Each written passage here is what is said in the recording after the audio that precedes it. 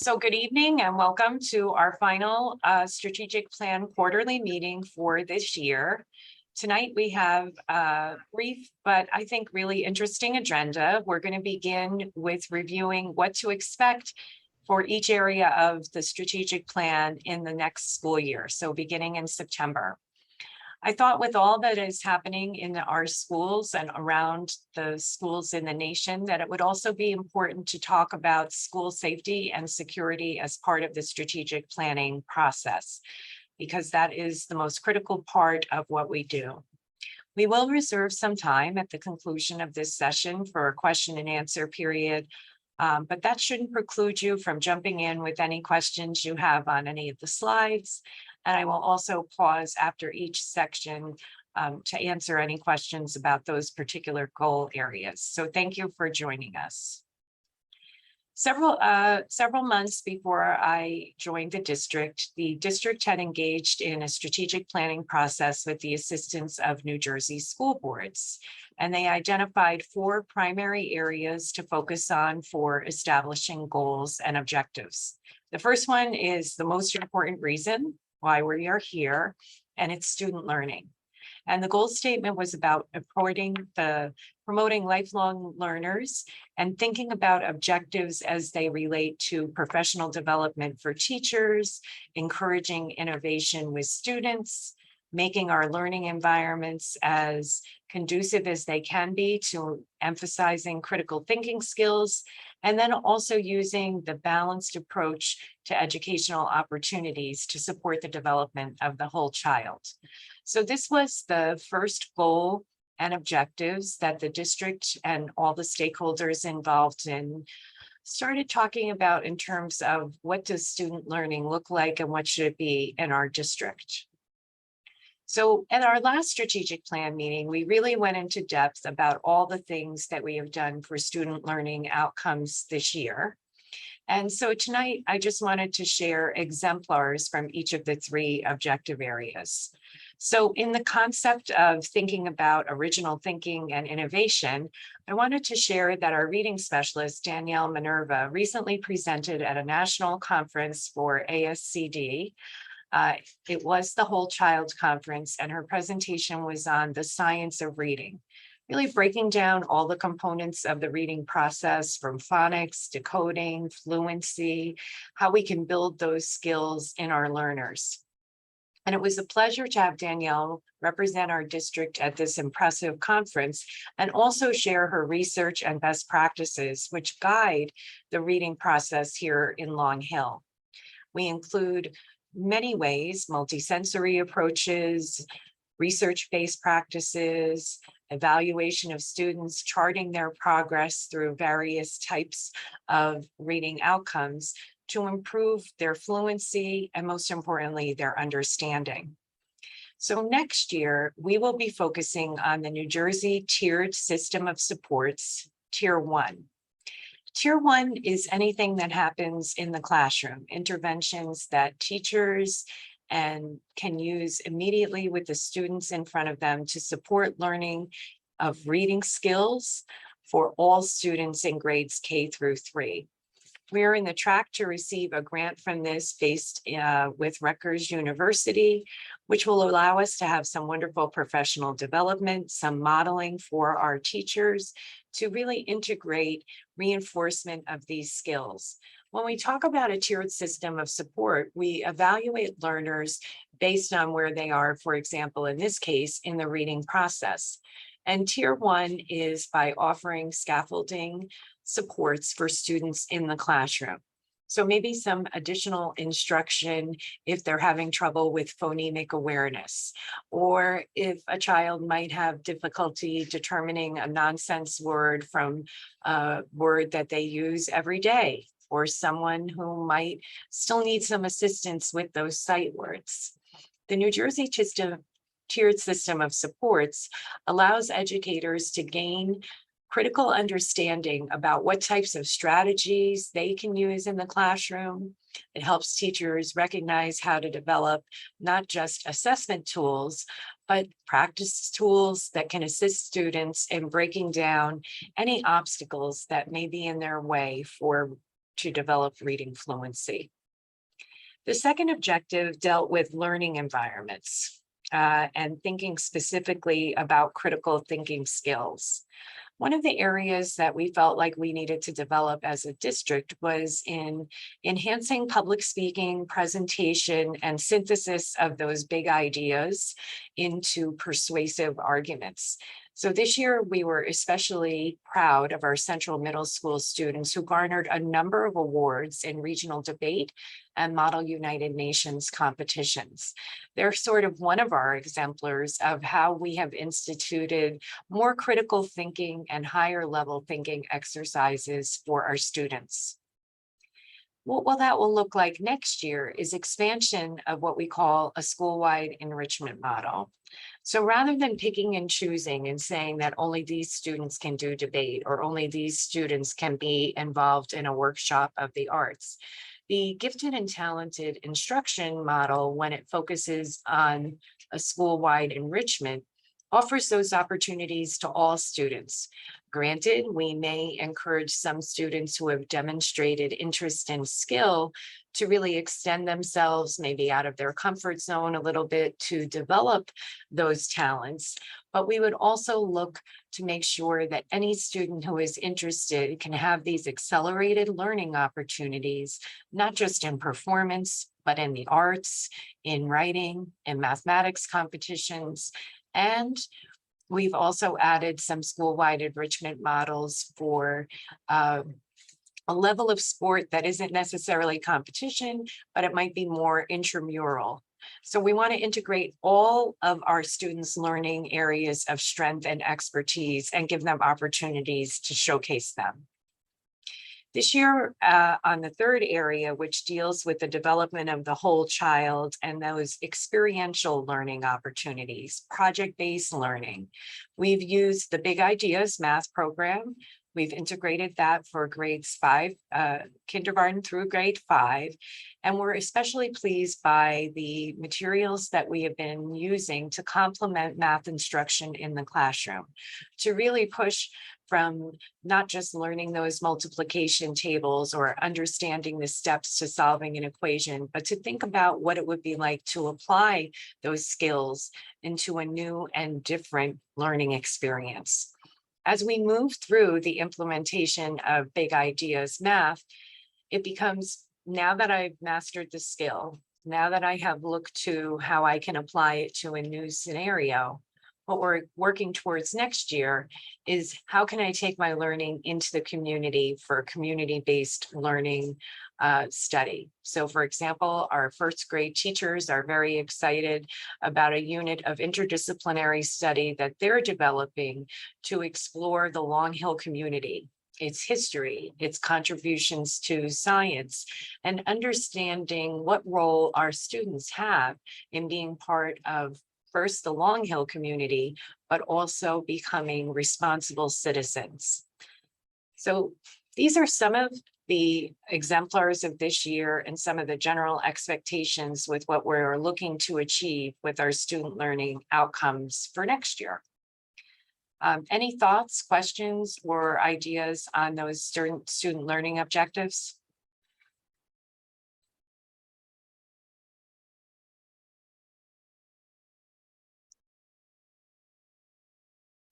The second goal that the group looked at was specifically talking about working with our stakeholders for having a community that is connected, that has open communication. Ever since I've come to Long Hill, I have been so impressed by the way we support one another. We watch out for each other's children. We make sure that when someone needs an extra set of hands to volunteer at a community event, that there are people there. And the outpouring of support that we have had for the schools shows that Long Hill is a community not just dedicated to helping one another, but to making sure that our students have all that they need to succeed intellectually and socially, and just to become those continuing emerging leaders in our community. The first objective talks about bringing our community members who might not have the strongest connection to the school, maybe because they don't have children in the school yet, or they are retired and they don't have children who live at home anymore, or they might just be people who have recently moved into town and don't know much about the school system at all. Since the school system is such an important part of our community, we want to be sure to engage those community members in all that we do.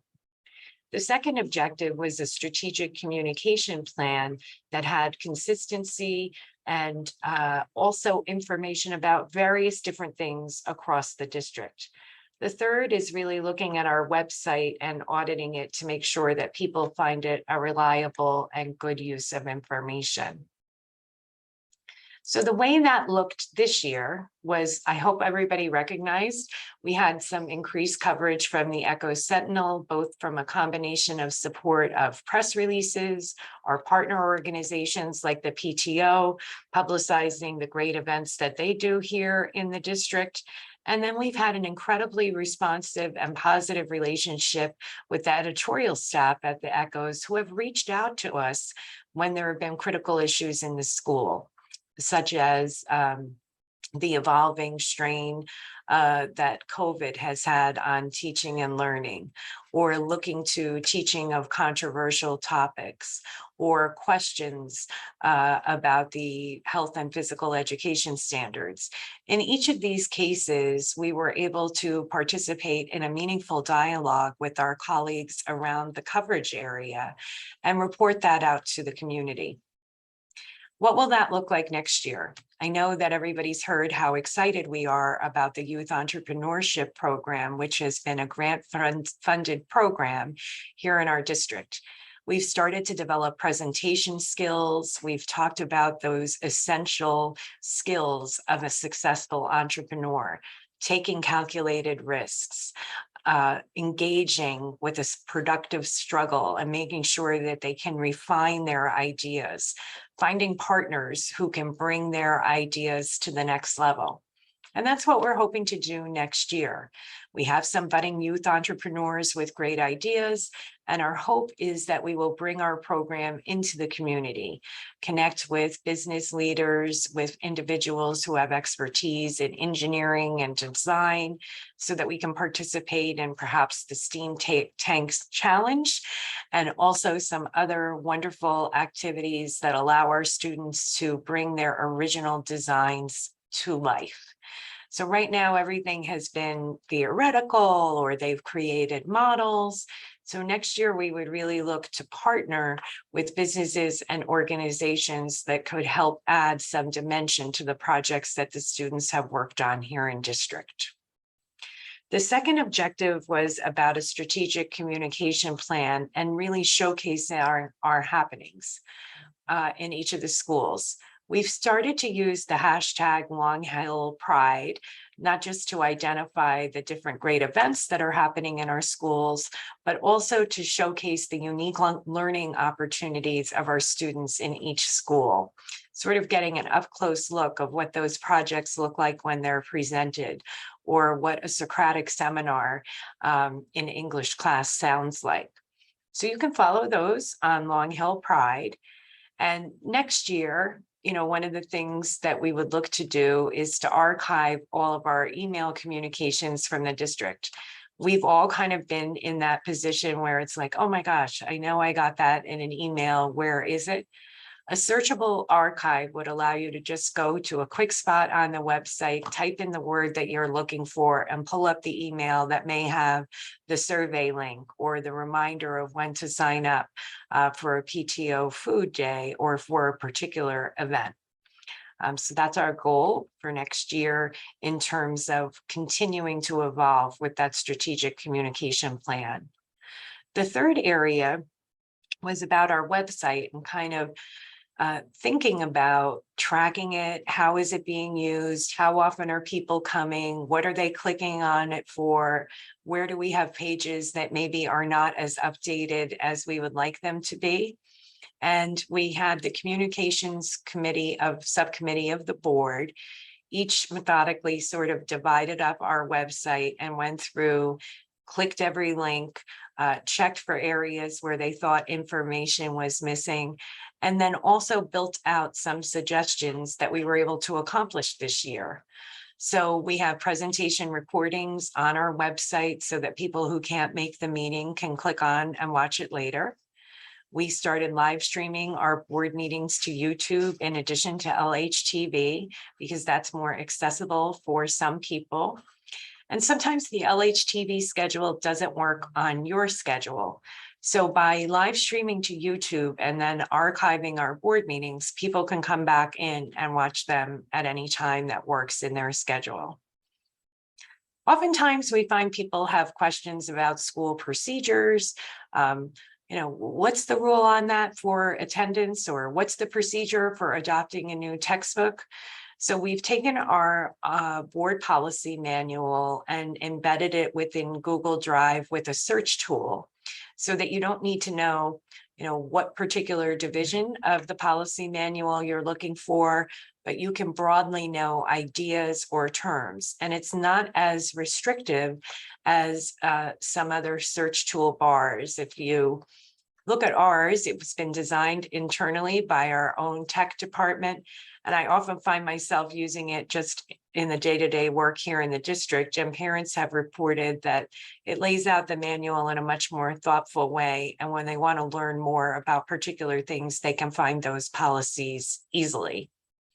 And that's exactly what we want. So what we would hope to see next year is that our website becomes even more interactive with other options for people to really engage in the website. So for example, with our facilities and finance and some of the other goals that we'll be talking about tonight, to have a little box on the website where you can quickly type in a few lines and report something that you noticed on our facilities that might need attention, whether it be an overflowing garbage can or a broken curb. When I come into our district schools, I always try and enter through a different way, park in a different place, just so I can see the school from another person's experience and I can notice things that I wouldn't notice if I were always going in the same way. It's the same thing for our parents and for our students. You use the buildings in different ways. You might be using the playground after school or here for a softball game in the evening. If we had that button where you could just quickly note something that you wanted to bring to our maintenance crew's attention, then we could get that handled in a more efficient manner than, gosh, it's 7 o'clock. You might not be seeing anybody from the school, and then it slips your mind. If it was an app or an interactive piece of the website, then we could all work together to identify improvements that we need to make our facilities look even better. As community members, do you have any thoughts on things that would make the website more useful to you or something that you'd like to share? Oh, what a great question. So there's a question in the chat about how can we as a district work more effectively to communicate with our families who might not have English as their first language. I appreciate that question and I thank you for putting it in the chat. So with the various messenger systems that we use, we have the ability to translate into the home language so that families can more quickly work through the information that's coming to them from the schools. One of the things that we've talked about improving next year is that system only works if our records are correct and people have identified at the time of registration that they would like the language that's first spoken at home and how those documents could then be created for them. So we have the technological ability to be able to translate and send those messages. But the thing we have to work on to improve next year is to make sure that families who are interested in receiving the information that way do so are correctly identified in our database. So thanks for that question. Any other thoughts on the website, on communication?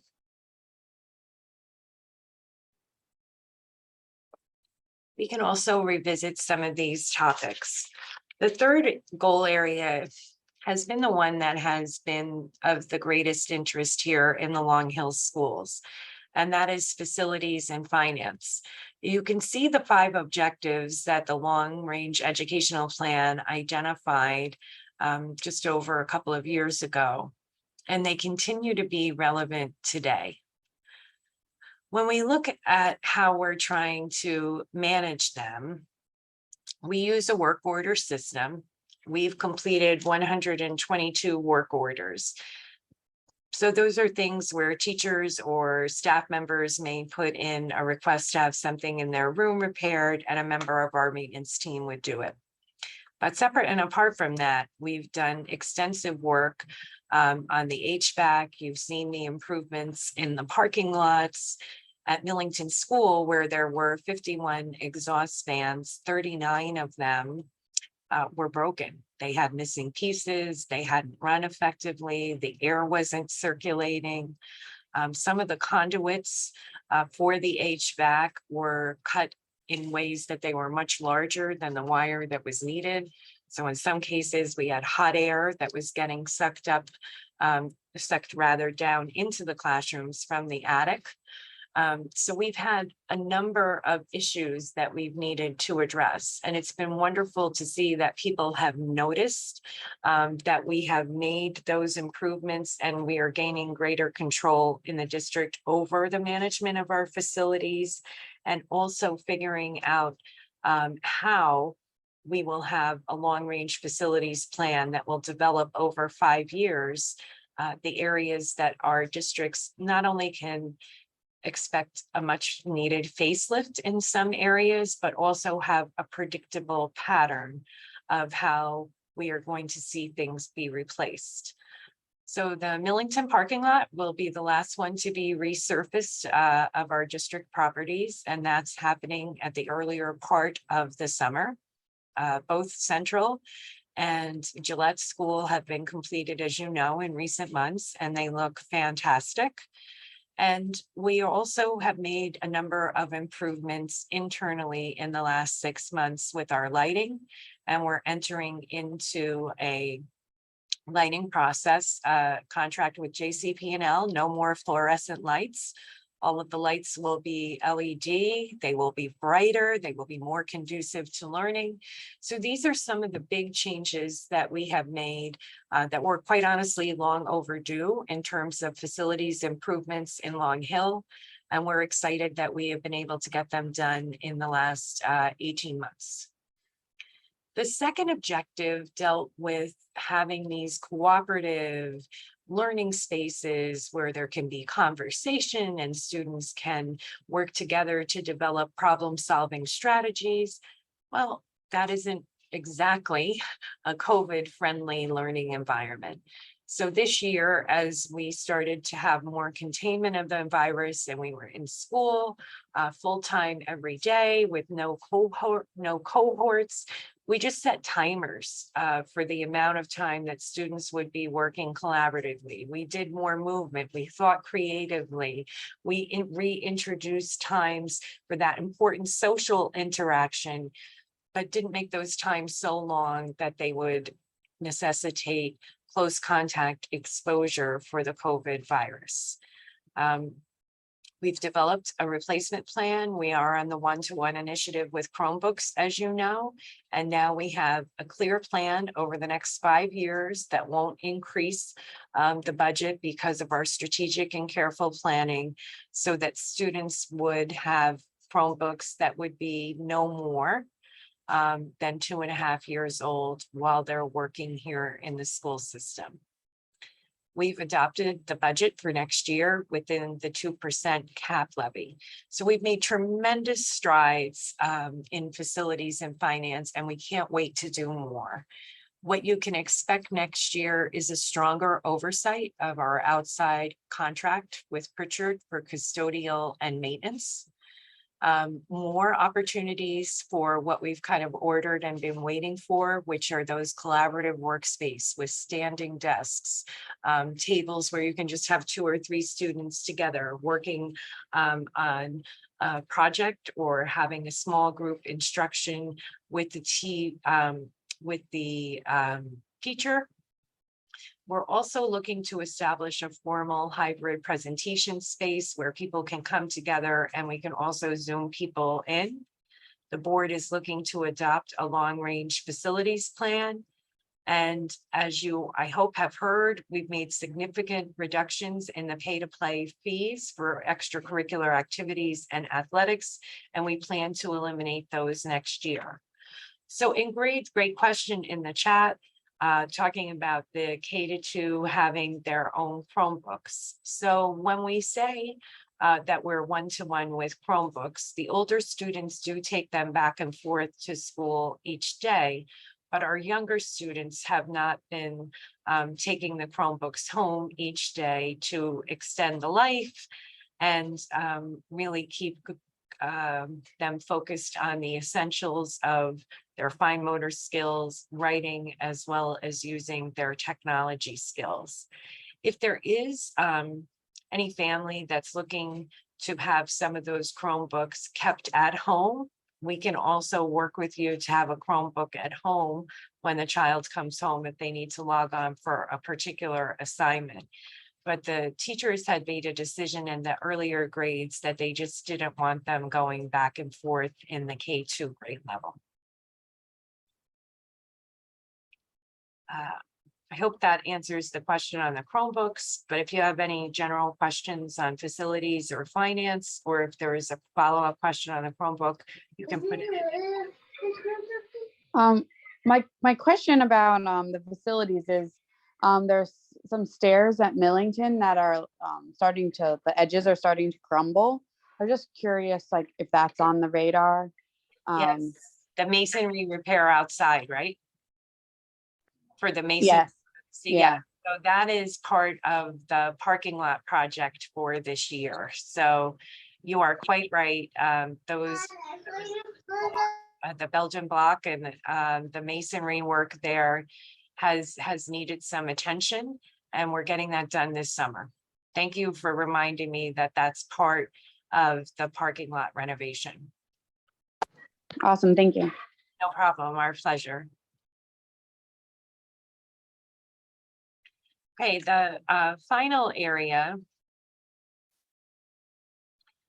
is looking at culture, climate, and our environment, and talking about social and emotional learning, developing productive citizens through various service learning projects, and also thinking about the development of the whole child's education and how we can work with students who might be showing some warning signs of needing additional support. So what we've done this year is we've instituted a number of digital citizenship programs, speaking to students about the importance of what is their online persona, what does that represent about them, the values that they hold as an individual, as part of a family, as part of a school community. We've also had, thinking about what that would look like at the next level, investigated having our district work with model school districts who are part of the Whole Child Network. The Whole Child Network is an organization of public schools across the United States that follow strong implementation models on the education of the whole child. It holds 5 tenets, and that is that all children should be healthy, safe, engaged, supported, and challenged. So making sure that every lesson we design, every classroom structure that we look at includes those values and the research-based practices that can ensure that our children are going to meet academic success and just be well-adjusted and confident in their approach to new learning.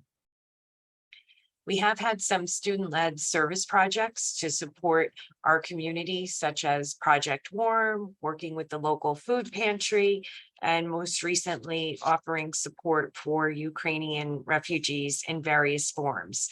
The students ran a medical supply drive. They partnered with a Ukrainian church, working to see what we can do to help people who have been displaced from the tragic war.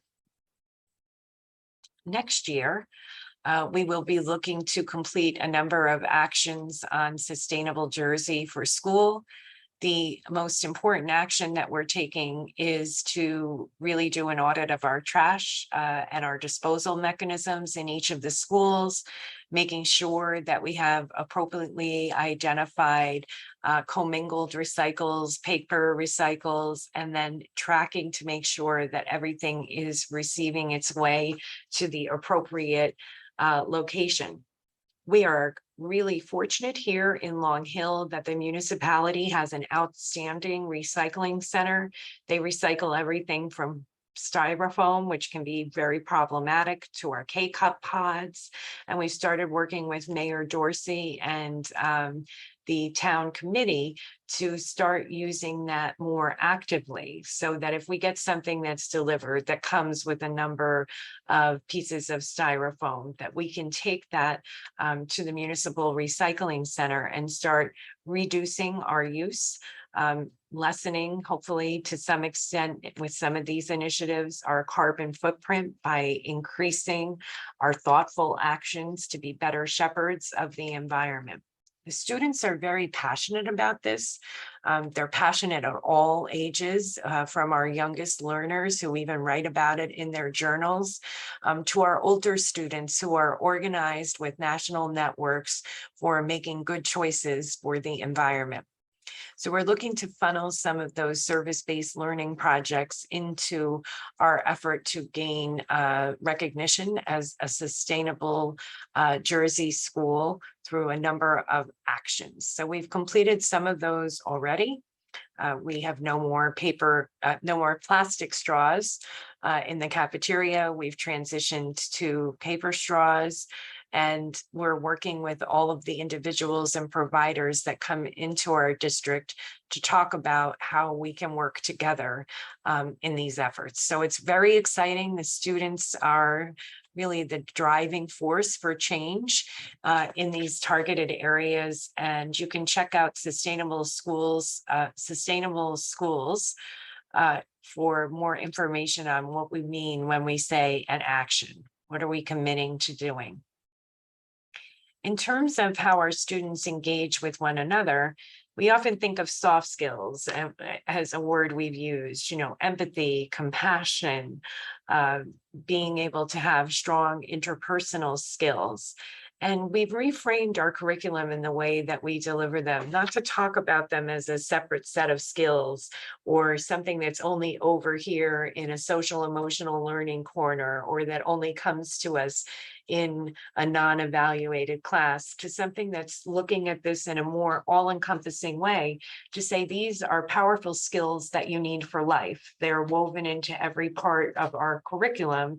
And to be a strong student and to be a successful person, you need to be able to demonstrate that you are socially aware, that you understand what another person's point of view looks like, that you know how to respond to that with respect. And that simple shift in saying that these are no longer ancillary things that we're teaching, but they're critical to the central success of our mission as educators, has been something that we've been proud of this year. Many of you are familiar with our neighbors in Warren and the capstone projects that they have specifically for students in grades 5 and 8. I went and judged those capstone projects at both the middle school and elementary school. We've collaborated by learning more about it with the curricular team over at Warren.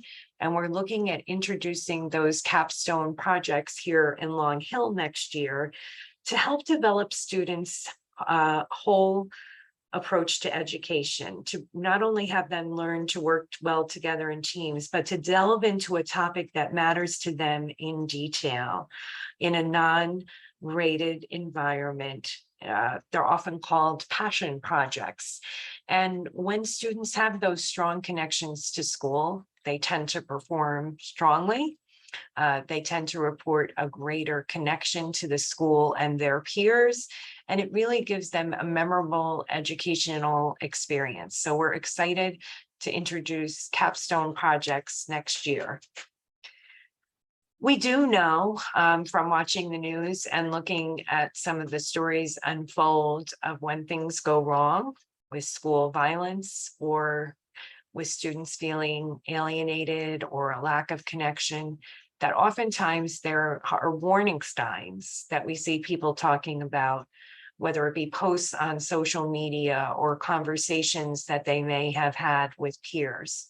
One of the goals in this area in our long-range education plan was to identify early warning signs, be proactive, be responsive to that student that might not feel the connection to our district. So this year, we've added additional counsels through the Sage Thrive program, and that has had a stronger connection of more interpersonal counseling, working with students to lessen their anxiety, the fears that they have about returning to school after COVID, the difficulty of making new friends when you had been away from school for a while. They talk to them about issues like shifting friend groups and dynamics and how that's okay and how we can move to find ourselves in a new social group that fits more with our current interests without having it be something that's so dramatic or has to be a process where we can more easily have the tools to negotiate those changing relationships among peers. In the nuts and bolts piece of this, we're planning a town hall meeting with the Long Hill Police and our mental health team on the topic of school safety and security. And I'd like to mention that we already kind of started the procedure. And as we were going through this, I came across a quotation from a retired police chief that resonated with me on this concept. You know, why, when we think about why school security fails, what do we come up with? It might be that mentality of it can't happen here. Or, you know, this is a wonderful community. Things like this don't happen here. Or gosh, with tightening school budgets, we can't afford it. So we can't afford to put those things in place, or we don't have the time to do it. So for this next section, what I'd really like to talk about is some of our results of recent school security debriefs and what we have learned in the last couple of weeks and some of the additional improvements that we have in process. So specifically, we think about everything that's happening in our district and how we can be better. While we have a strong policy for visitors and a way to check, we don't have some of the additional pieces such as you've seen in some public buildings or schools where individuals are required to come in with their driver's license to produce that, to get a very specialized visitor tag. That might be something that we are more interested in doing moving forward. We know that we consistently test all of the sensors. We make sure that our doors move into a locked position, even in cases of power failure, that they can't be compromised. But there might be a need to have a greater presence of security in our schools. So we've been talking to the police department about the potential addition of different things, ranging from school resource officer to additional security patrols. And we're going to be working through those procedures. Sometimes we go through a drill and we notice something. A teacher might be, you know, on their prep period in the copier room in a different part of the building, and then they're in the hallway going back. How do they go into lockdown? Do they have an ability to access a safe space when they're in transit? These are the types of questions we've been answering.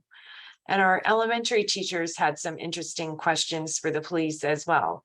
We know how we want to set up the classroom to be the best learning environment possible. We might want to create a literacy center, or we might have certain anchor charts that we think are important to have available for student reference. But as we're going through that process of setting up the classroom, teachers ask, are there things we should avoid doing? Are there particular ways that we should set up the seats in the classroom? What can we do with the physical space when we design our classrooms to make sure that not only is it conducive to learning, but it's putting students in a way in the classroom with their teachers that is the most safe? These have been great conversations of ways that we can improve, not trying to say in any way that our current protocols make us deficient.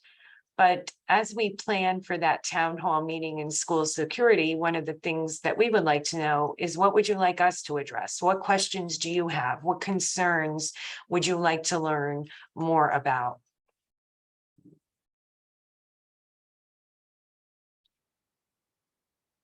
So there's a comment in the chat that, what opportunities do students have for explicit learning of social and emotional skills? Morning meeting, do we follow emotional curriculum? So we do have the check-in morning meetings in each of our elementary schools. In the middle school, we use the Choose Love curriculum, which is focused on social and emotional learning. I think that the Choose Love curriculum, as well as the lessons that you can see archived on our website for health and physical education that talk about decision-making and relationships, are especially strong in developing those social emotional skills, because we found that we have to give students the appropriate language to be able to name the feelings that they're having, to express them in a positive way, and to understand that establishing boundaries is an important part of becoming an adult.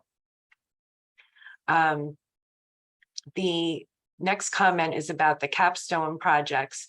They were noting that you were incredibly proud of the students who supported them, absolutely, who presented them. They had, I mean, they were presenting like they were ready to do a TED Talk with the best of them. They were using swivels that were following them while they were speaking.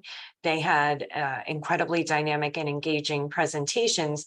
The thing that I found the most interesting about the capstone projects was that the students really came to life during the question and answer period. So granted, they did their research, they could present and share it, but during the question and answer period, you really felt that passion that they had and that deep understanding that they had of the project. So I am really excited to see what that's going to look like for our Long Hill students.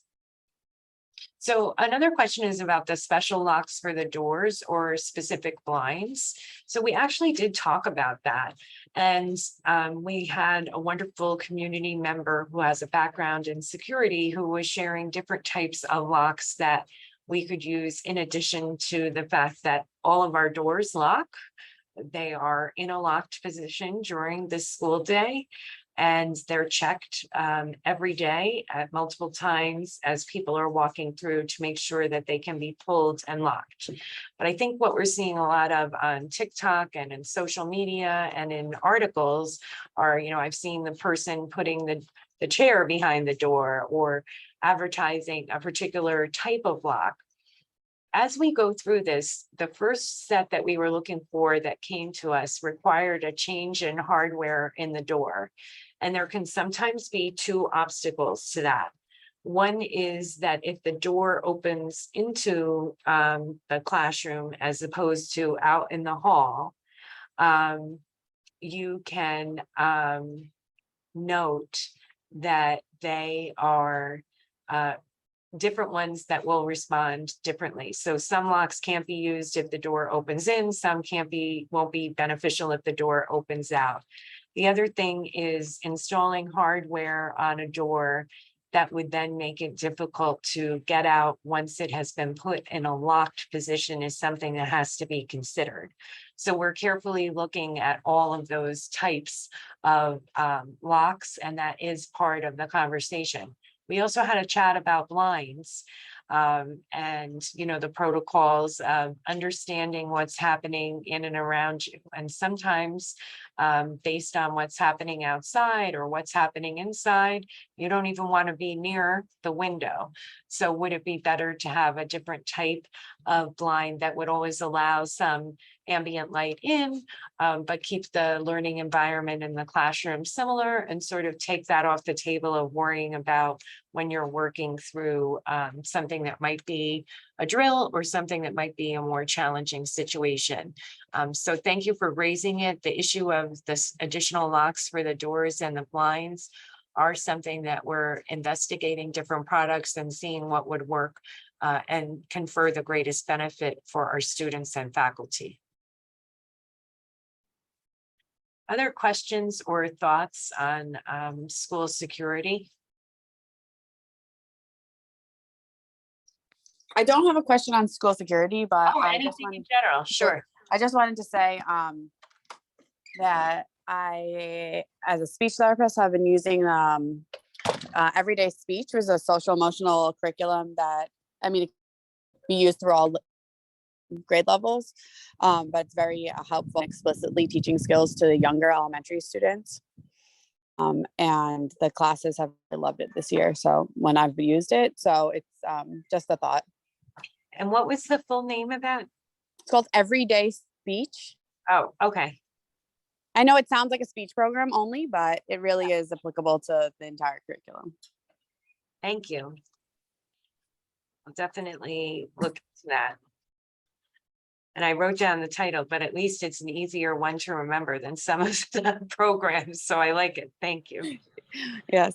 Also, I don't know if this is something that has come up in the schools, but I participated in being trained as a mental health first aider this year, and that program is, I found, really helpful in our abilities to react appropriately to certain mental health situations. That's a great point. We do have, make sure that we have additional training for people who are on our school security team, but we have kind of been expanding that role. And one of the things that we were talking about was when there was the threat at the high school last week, and it had a ripple effect with schools, the district's younger children. We had so many parent volunteers that were in the building that had never seen a school security drill from the other side, and only read emails about it. And we thought, oh gosh, here's something basic that we can do much better, which is when we have our training for volunteers, we need to have school security protocols be a part of that. Because if you ever were in a crisis situation, to have that many more adults in the building, that additional set of hands to help you if you had to relocate the students because of a gas leak, what a wonderful thing to have.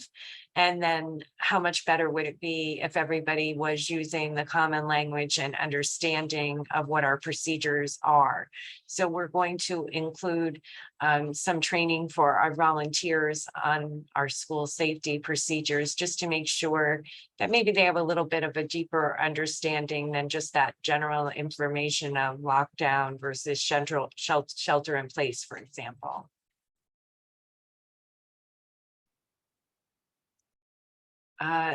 Additional questions or thoughts?